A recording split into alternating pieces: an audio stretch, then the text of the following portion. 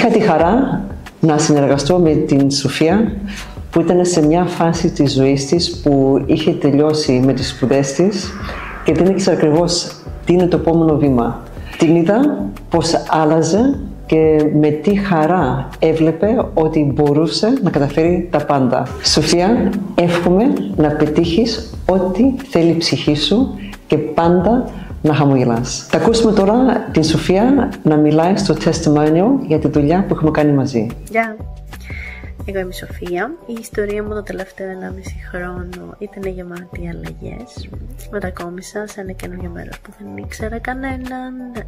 Είχα ένα θέμα υγείας και αντιμετώπιζα ένα προσωπικό ζήτημα το οποίο εκείνο το διάστημα με είχε διαλύσει. Οπότε ερχόμενη εδώ πέρα, στο καινούργιο μέρος,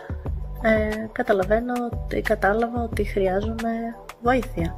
Και εγώ το κατάλαβα γιατί είχα χάσει το χαμογελό μου, τη διάθεσή μου, δεν ήθελα να γνωρίσω κόσμο, δεν ήθελα να επικοινωνώ. Οπότε περίπου μετά από 1 μήνα κάναμε τα πρώτα meetings μας με την Ρούλα. Άρχισα σιγά σιγά λοιπόν να ανακτώ το χαμογελό μου, άρχισα να έχω περισσότερη διάθεση και σιγά σιγά, βήμα με το βήμα, μέρα με τη μέρα, άρχισα να με αγαπάω. Να αγαπάω την Σοφία. Οπότε αν θέλεις να σε αγαπήσεις, τότε ίσως αυτό το βίντεο να είναι ένα σημάδι για να ξεκινήσεις.